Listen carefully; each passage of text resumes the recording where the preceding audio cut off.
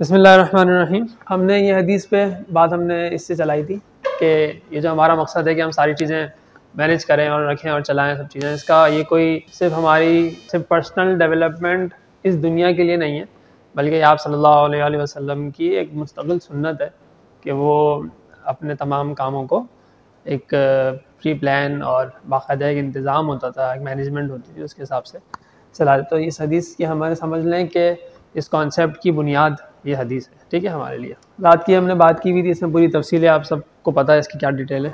तो और अगर कोई जैसे ऑनलाइन अगर कोई है या वैसे, तो ये वीडियोस के लिंक्स अवेलेबल है, इंशाल्लाह सब मिल जाएगी। डिटेल पे हमने बात की थी, ये हमारा चल रहा था, याद है आपको क्वाड्रेंट्स। ये क्वाड्रेंट्स में हमने बात की थी, विजन्स और अर्जेंट की डेफिनेशन आ गई थी। जो लिंक है वो क्या है कि सबसे पहले हमने क्या करना है, Q1 Q2 Q3 में से सबसे पहले हमने इसको मैनेज करने का सबसे तरीका पहला वाला Q4 को क्या करने का है, Q4 को इमीडिएटली ड्रॉप कर दें। जब Q4 हटता है तो क्या होगा, Q2 के लिए टाइम बच जाएगा, बढ़ जाएगा। जब Q2 के लिए टाइम बन जाएगा आपके पास, तो क्या होगा, आपकी एक्टिविटी जो है वो Q2 में ज़्यादा होने लगेगी, काम आपके ज़्यादा Q2 में होंगे, तो वो Q1 नहीं बनेंगे।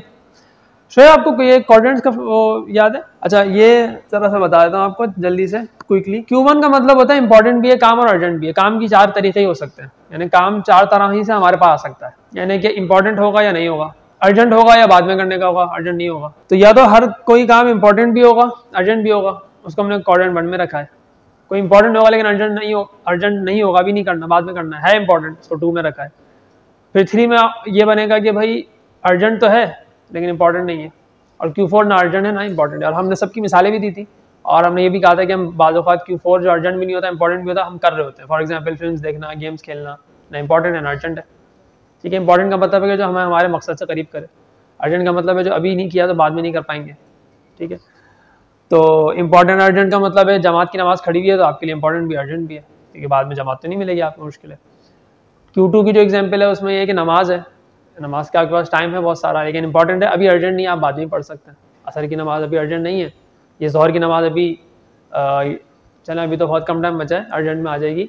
लेकिन असर की नमाज अगर 4:30 बजे वक्त दाखिल हो रहा है तो 4:30 बजे में इंपॉर्टेंट तो है लेकिन अर्जेंट नहीं है, पढ़नी तो है लेकिन आपके पास टाइम है, आप उसको 5:30 तक या जब तक मगरिब का वक्त नहीं होता आप पढ़ सकते हैं। Q3 का मतलब है कि इंपॉर्टेंट नहीं है लेकिन अर्जेंट अचानक कुछ आ गया। फॉर एग्जांपल यहाँ से कोई आदमी गुजर गया, या गाड़ी में जा रहे हैं तो सामने से कोई गाड़ी आ रही है, अपोजिट रोड से आई और यूँ गुजर गई फ़ौरन से, उस खास गाड़ी को देखना इंपॉर्टेंट नहीं है बट अर्जेंट है, क्योंकि अगर वो निकल गए तो वो फिर ज़िंदगी में आप कभी दोबारा नहीं देख सकते उस गाड़ी को। मतलब बहुत रेयर है कि वो फिर कभी तुक्के में आ गए तो आ गए, लेकिन मोस्ट प्रोबेबली नहीं देख सकते। तो ये इसका कॉन्सेप्ट है। अच्छा, इसके बाद फिर हमने जो अब हम बात कर रहे हैं वो ये कर रहे हैं कि जब हम Q2 को हमें वो करना होता है, हमने एक रूल पढ़ा था कि जो सक्सेसफुल पीपल होते हैं वो अपना काम किस में करते हैं, बताएं, Q2 में करते हैं। उनकी ज़िंदगी Q2 में गुजरती है ज़्यादा से ज़्यादा, बहुत कम Q1 में वो आते हैं, और Q3 को ऐसा मैनेज करते हैं कि वो बहुत ही कम आना पड़ता है, और कभी बहुत से तो ऐसे होते हैं कि उसको Q3 बिल्कुल ही नहीं आना पड़ता, उनको बड़े अच्छे से अपने लाइफ को मैनेज कर लेते हैं, लेकिन ये बहुत कम होते हैं। लेकिन चले, Q2 is the main part, और Q4 तो होता ही नहीं है सक्सेसफुल लोगों की ज़िंदगी में, और होना भी नहीं चाहिए। Q2 का जब टाइम आपके पास बढ़ जाएगा तो क्या होगा, क्योंकि आपके पास Q2 के लिए टाइम ज़्यादा हो गया तो आपके पास Q1 बनने के चांसेस कम से कम हो जाएंगे, ठीक है। आप उसको आराम से अपने कामों को, रिस्पॉन्सिबिलिटीज़ को, अपने ड्यूटीज़ को, अपनी जिम्मेदारियों को निभा सकेंगे, तो Q1 आपके पास कम हो जाएगा। अच्छा, जब Q1 कम होगा तो हैं तो वही 24 घंटे ना, तो वो कहीं तो जाएंगे ना, ऐसा तो नहीं हो रहा ना कि आपके 24 घंटे 20 हो गए, 24 है, तो अब Q2 का टाइम और बढ़ जाएगा। अच्छा, चूंकि आप माशाल्लाह समझदार हैं, पढ़े लिखे हैं, चीज़ों को भी समझते हैं, और माशाल्लाह से आप ये सेशन अटेंड भी कर रहे हैं और आपको फ़ायदा भी हो रहा है, जिन जिनको हो रहा है, और किसी नहीं हो रहा तो वो मुझे बताया करें कि भाई इसमें यूँ कर लें, या ये बात समझ नहीं है तो पूछ लें। तो आप क्या करेंगे, Q3 को मैनेज करना भी सीख लेंगे या सीख चुके होंगे। तो Q3 को आपने और छोटा कर दिया। अब क्या हो रहा है, पहले क्या था, Q2 छोटी सी जगह में था, बराबर 25% था, अब ये तकरीबन 80% है। तो ये कोई सक्सेसफुल पीपल में शामिल होना या इंसान का कामयाब होना कोई रॉकेट साइंस नहीं है।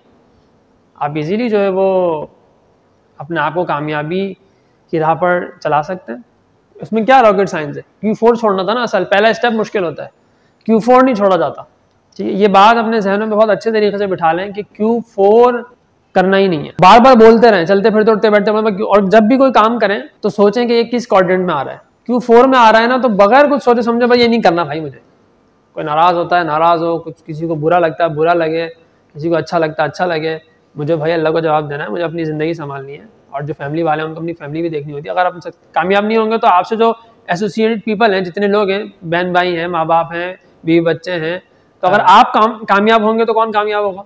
सबके सब कामयाब आपके साथ जुड़े हुए ना, वो भी आगे अच्छी तरक्की की राह पे चलेंगे। और अगर आप नाकाम हो गए तो क्या ऐसा होता है कि एक बंदा बीमार हो जाए और उसके अम्मा पापा बोले भाई तू ये बीमार है, बेड पे पड़ा, हम तो अपने काम करें, उनकी भी लाइफ डिस्टर्ब होती है ना। अगर आपके पेरेंट्स भी जॉब करते हैं तो उनकी लाइफ भी डिस्टर्ब होती है, उनको भी सफ़र करना पड़ता है।